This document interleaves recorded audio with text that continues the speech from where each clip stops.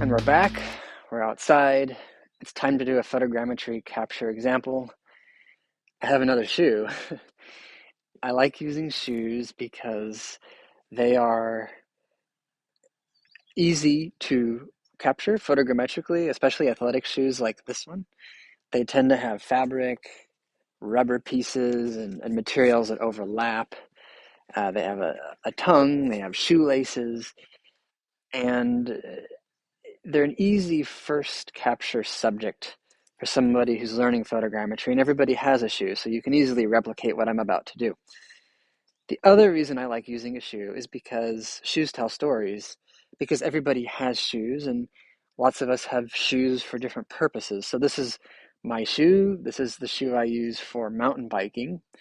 So the shoe has a story. If you were to do a story about me and my love of mountain biking, you might want to do a photogrammetry scan of my shoe, because this is the shoe that I wear every time I go ride. And it's very worn, it's been repaired, it's got glue, and it's very kind of it has an authentic history and story to it that is representative by the shoe and looking at it itself. And so this would be a good object to capture if you were doing a story about me and mountain biking. So let's go ahead. And I've got Polycam open, which we're going to use to capture the shoe. On the table here, I'll just set the shoe, and I'll go ahead now in Polycam.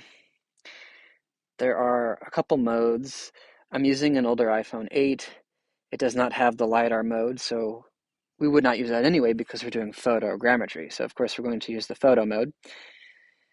Within the photo mode, there is the manual image capture mode, and then there's this video mode that kind of automates the capture. But I think we should do the manual mode just so that we get a little more experience with how the process works at a sort of fundamental level.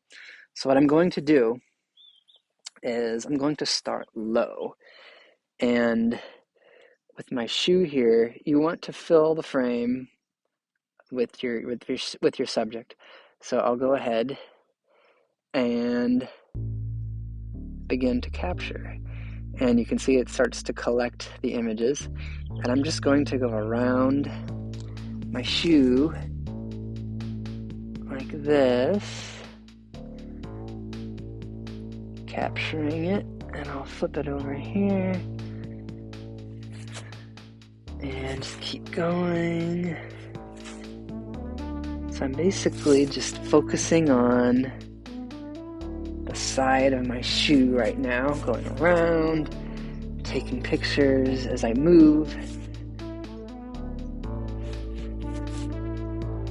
Like that.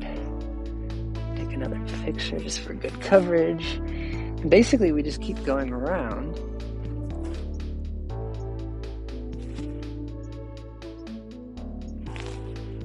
Make sure we get the whole shoe here. We're up to 20 photos.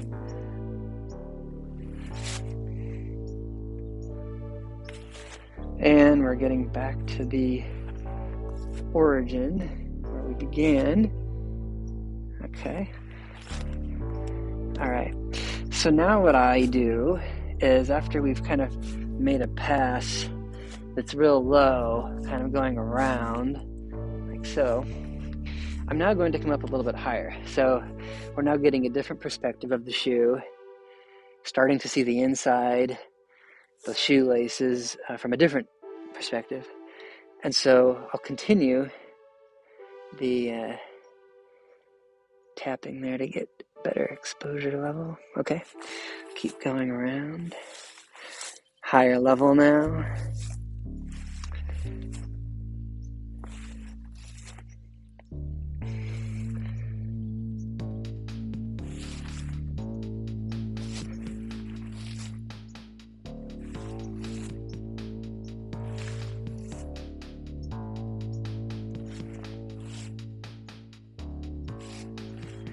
And returning to the origin where we started. Okay. Okay, so now I want to go over the shoe, and really we're now just looking at sort of top-down angle. And with each pass, we're getting a lot of overlap from image to image, and we're seeing with each pass a different part of the shoe from a different angle. In some cases, we're seeing a part of the shoe for the first time, especially the inside of the shoe. So we're up to about 60 images now. Okay.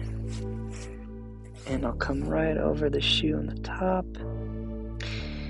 And then what I always do is, just to make sure the software understands, I like to sort of do a more of a distance shot from each side like this, kind of further out. Now for something small like this is not so necessary, but it can be helpful to get, it's always helpful when you're doing larger objects to really capture the object in its entirety, sort of with lots of with breathing room around the object, as it were, to make sure that the software is able to see sort of different layers of images, not just different perspectives, but also sort of far back, close up. With a shoe or a small object, it's really easy to fill the frame, and you don't need to do that many layers. But if you're doing a large object, capturing layers from close in to further out is really helpful to capture details. So if I do want to capture details like of the inside of the shoe, I will, get close here, like the Made in Korea label. And because of the shoes, it's harder to see inside the shoe. So I'm kind of overshooting, as it were, this, the inside, is trying to capture as much as I can to make sure that I've captured enough to be able to reconstruct as much as I can the inside of the shoe.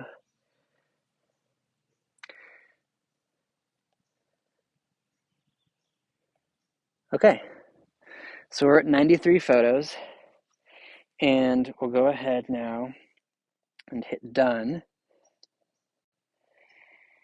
And now we can choose an option for the detail of the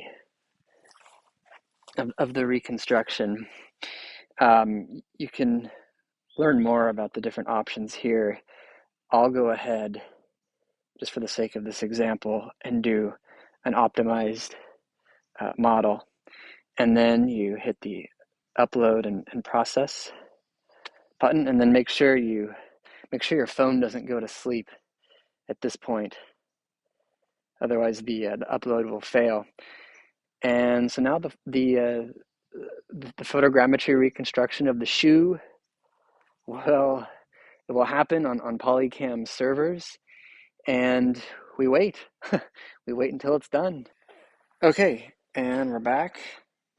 Polycam has finished processing my shoe, and we can check it out and see it did a pretty good job. There are some sort of glitches here with the laces that got disconnected, which can happen. It tends to happen with thinner objects like a shoelace, as opposed to, say, the main body of the shoe. Another point that I noticed was here under the front of the shoe. So there's this interesting kind of hole in the bottom where, because it was dark under there, the software, you can kind of see how it saw the shoe, or the bottom of the shoe as it lifted up here, but it made sort of a glitch there. So based on this scan, I could do it again, or I can just keep it as it is. Now, if I were to do it again, of course, I would focus more on the lace or on the laces here, trying to really capture them very well so that the software understands the, the shape of the lace. And I would also, next time, focus more under the bottom of the shoe here.